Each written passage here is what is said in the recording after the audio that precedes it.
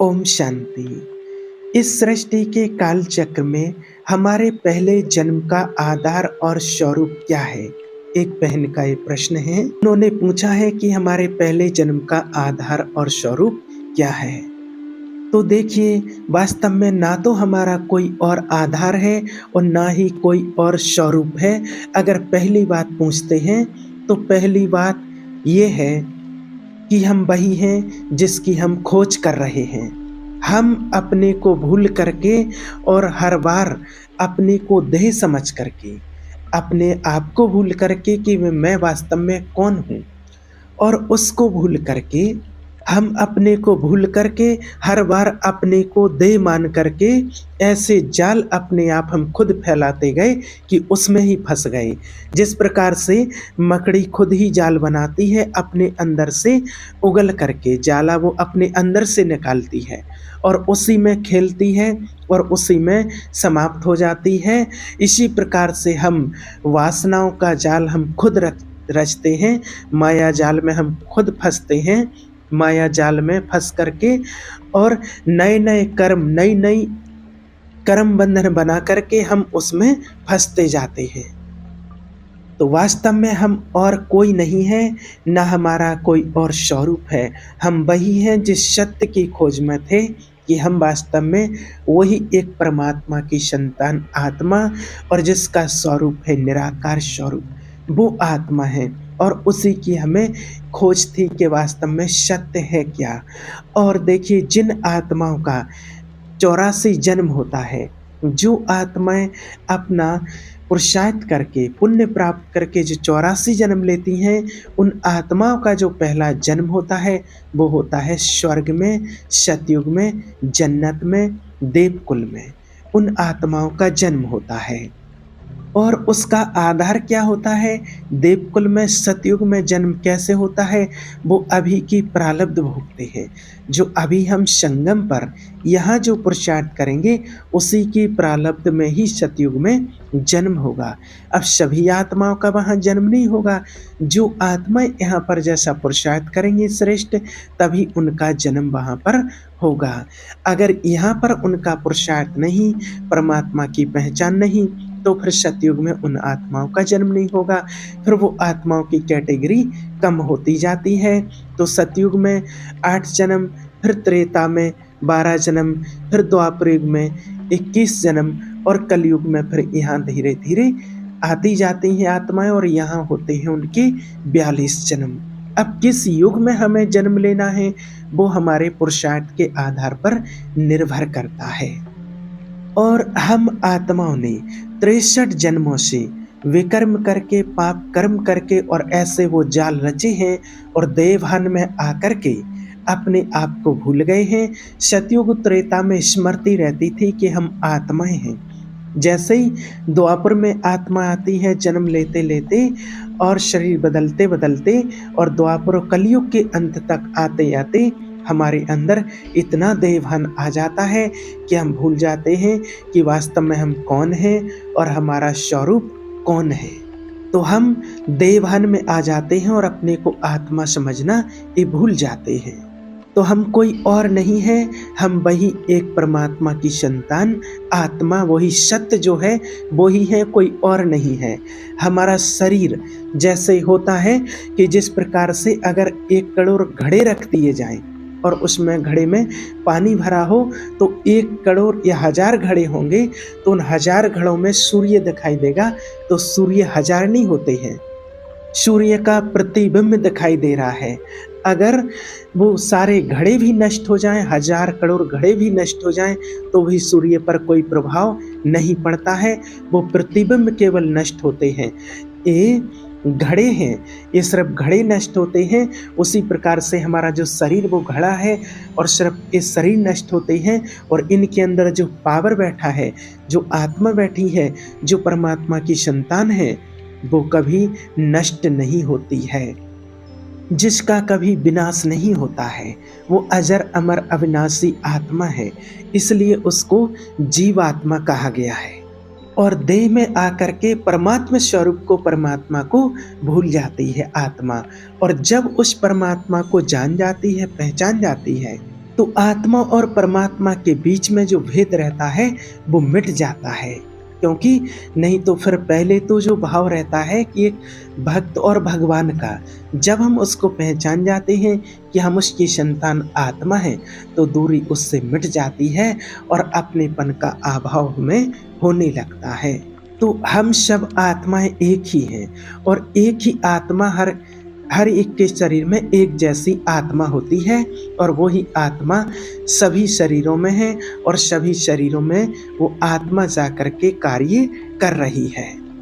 वास्तव में आत्मा एक है और जब ये स्मृति रहती है कि मैं आत्मा हूँ, तो ना कोई स्त्री है ना कोई पुरुष है, लेकिन इसका ज्ञान प्राप्त करने के लिए हमें एक परमात्मा से संबंध जोड़ना होता है। उसकी बिना साधना के कोई ये अनुभव नहीं कर सकता है, बिना साधना के, क्योंकि कहा जाता है कि बिना भक्ति के वैराग्य नहीं आता है। बिना साधना के, बिना तप के हमें ये महसूस नहीं हो सकता है कि मैं आत्मा हूँ। सिर्फ बातों से हम इस प्रपंच से नहीं छूट सकते हैं, सिर्फ बातें सुनने से, ज्ञान को, भक्ति को करने सुनने से सिर्फ हम इन प्रपंचों से नहीं छूट सकते हैं, क्योंकि आत्मा अपने आप को भूल जाती है और देह में इतना जकड़े हुए हैं कि उसको इतनी जल्दी छूटना, क्योंकि देहभान इतना दृढ़ हो चुका है कि 63 जन्मों से इतना देहभान आ चुका है कि हम बात करते हैं और बात करते हैं कि मैं आत्मा हूँ, ऐसा सोचते हैं, लेकिन वही स्मृति अंदर ये भाव बना रहता है मैं पुरुष हूँ, मैं स्त्री हूँ। तो ये देहभान बना हुआ है। तो जब तक ये देहभान है तब तक वो अपने स्वरूप को, कि वास्तविक हमारा स्वरूप क्या है, मैं कौन हूँ, उसको नहीं जान सकते हैं। और देखिए, आत्मा एक ही होती, एक जैसी होती है, लेकिन वो ही आत्मा, कोई महान आत्मा है, कोई पुण्य आत्मा है, कोई पाप आत्मा है, कोई देवात्मा है, कोई धर्मात्मा है आत्मा, लेकिन सब अलग अलग आत्माएं हैं वो एक ही प्रभु पिता की संतान, लेकिन है सब अलग अलग। कैसे अलग अलग हो जाती हैं? देखिए, जिस प्रकार से बिजली होती है, देखिए हीटर हो, फ्रिज हो, कूलर हो, पंखा हो, एसी हो, लाइट हो, रेलगाड़ी हो, और भी बहुत सारे ऐसे संसाधन हैं, फ्रेश है, सब कुछ बना।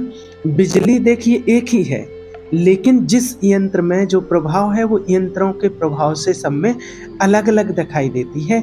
इस बात को बहुत अच्छे से समझना। बिजली एक ही है, लेकिन यंत्रों के प्रभाव से वो अलग अलग दिखाई देती है। तो बिजली अलग नहीं हो गई है, बिजली तो एक ही है। कहीं देखिए हीटर में हीट पैदा कर रही है, कहीं एसी में ठंडक पैदा कर रही है, फ्रिज में ठंडक पैदा कर रही है ना, कहीं रफ्तार पैदा कर रही, कहीं मोटर से पानी निकाल रही है ना। बड़े उसके काम अलग अलग हो रहे हैं, लेकिन पहचानने वाला एक ही पहचानेगा कि बिजली है। अगर उसको वो पहचान नहीं है तो वो कहेगा, अगर उसको बिजली की पहचान नहीं तो वो कहेगा कि बिजली तो फ्रिज को ठंडा करती है, फिर यहाँ हीटर में हीट पैदा कैसे कर रही है, हीटर में आग कैसे पैदा कर रही, बिजली कैसे हो सकती है। तो उसी प्रकार से देखिए, हम परमात्मा की संतान सब एक हैं, धर्मात्मा, पापात्मा, और इस शरीर सबको अलग अलग मिले हुए हैं, जिनके कारण क्रियाएं आत्मा करती है, कोई पाप कर्म, कोई पुण्य कर्म। हम सब शरीर रूपी घड़ों में वो आत्मा एक ही है, जैसे सूर्य के समान चमकती हुई वो एक ही आत्मा है और वही कार्य कराती है। बस फिर अपने कर्मों के अनुसार सब जो जैसा कर्म करते हैं उनका वैसा फल मिलता है, उनकी वैसी प्रारब्ध बनती है। तो इस बात को समझिए अच्छे से कि जब मैं अपने को आत्मा समझती हूँ कि मैं आत्मा हूँ, तो आत्मा समझने से परमात्मा की याद रहती है, और जब अपने को स्मृति भूल जाते हैं तो देहभान में आ जाते हैं, और देहभान में आत्मा आकर के भूल करती है, पाप कर्म करती है। अब जब परमात्मा की पहचान मिल जाती है तो परमात्मा को पिता मानो, सखा मानो, गुरु मानो, दोस्त मानो, पति मानो, उसी के साथ रहो, जो चाहो उससे अपना बना करके, अपना मान करके उसके साथ चलो, उसके साथ खेलो, उसके साथ रहो। अब कोई-कोई लोग ये समझते हैं कि अरे हम कैसे भगवान को प्राप्त कर सकते हैं, कैसे उनको नहीं, सभी प्राप्त कर सकते हैं। हम उस परमात्मा की संतान हैं और सबका उस पर बराबर हक होता है। आज देखिए जिस प्रकार से एक लोहे का छोटा टुकड़ा हो और अगर उसको ऊपर फेंका जाए तो वो उड़ नहीं सकता है, वो आकर के नीचे गिर जाता है। और अगर किसी से कहा जाए कि इसी लोहे का इतना बड़ा हवाई जहाज प्लेन बनाया जाता है और वो हवा में उड़ता है, तो कोई विश्वास नहीं करेगा कि कैसे हो सकता है, लेकिन उसको वैज्ञानिक तरीके से समझाया जाए और वैज्ञानिक जब उसको बना देता है तो वो लोहा ही हवा में उड़ता है और कितने सारे सवारियों को लेकर के उड़ता है। तो इसी प्रकार से अब इतनी बड़ी बात सुन कर के कई लोगों को तो विश्वास नहीं होता है, तो सिर्फ़ ऐसे ही परमात्मा में लोगों को आज विश्वास नहीं होता है कि हम उसको प्राप्त कर सकते हैं। इस शरीर रूपी घड़े का जो भेद आ जाता है, देवभान आ जाता है, तब उस परमात्मा को भूल जाते हैं, तब उस परमात्मा की पहचान हमें नहीं मिल पाती है। जब हम इससे बाहर आएँ, अपने को आत्मा समझें, तब उसके अस्तित्व को हम समझ सकते हैं। बस बात इतनी सी है कि ज्ञान ना होने के कारण, अज्ञान के कारण हम इस भेद में अटके हुए हैं कि मैं स्त्री, ए पुरुष, ए अच्छा, ए बुरा। इसी अविद्या में, इसी अज्ञान में हम भटकते रहते हैं। और जब हमें ज्ञान की प्राप्ति हो जाती है, तो जब हमें ज्ञान हो जाता है कि मैं आत्मा हूँ और उस परमात्मा की संतान हूँ, तो उस परमात्मा के सिवाय और हमें कुछ भी याद नहीं आता है। सिर्फ मैं और मेरा परमात्मा ईश्वर, इन दोनों के सिवाय और कुछ भी नहीं बचता है। और उसकी पहचान के लिए, उसके लिए हमें बिल्कुल देवभान को त्यागना होगा। अपने को आत्मा समझ करके परमात्मा को याद करेंगे, तो आपका जब मन बुद्धि पवित्र हो जाएगा, तो आपको अनुभव में ऑटोमेटिक आने लगेगा कि मैं वास्तव में कौन हूँ। अगर विचार जिसके अपवित्र हैं और आचरण जिसके अपवित्र हैं, तो फिर वो कभी परमात्मा को जान नहीं सकते हैं, उसको पहचान नहीं सकते हैं। हर आत्मा अपने पुण्य कर्मों से, अपने श्रेष्ठ कर्मों से अपने जन्म को, अपने आने वाले जन्म को बहुत अच्छा श्रेष्ठ बना सकती हैं। गृहस्थी परिवार में रहते हुए भी हम परमात्मा का ध्यान कर सकते हैं और कितने ही भाई बहनें कर भी रहे हैं और अपने जीवन को श्रेष्ठ बना रहे हैं। तो वास्तव में यहाँ जो अभी हम पुरुषार्थ करेंगे, उसी की प्रारब्ध में हमारा फर्स्ट जन्म बनता है। अब वो फर्स्ट जन्म कैसा लेना है, वो अभी हमारे प्रारब्ध के ऊपर निर्भर करता है कि यहाँ हम कैसा पुरुषार्थ करेंगे, वैसा ही वहाँ हमारा श्रेष्ठ कुल में जन्म होगा। और अगर अच्छा पुरुषार्थ नहीं होगा, तो फिर हो सकता है सतयुग के लास्ट में, त्रेता में, त्रेता के लास्ट में, द्वापर में या फिर कलयुग में ही हमारा पहला जन्म हो। ये हमारे कर्मों के ऊपर निर्भर करता है, हमारे पुरुषार्थ के ऊपर निर्भर है। ओम शांति।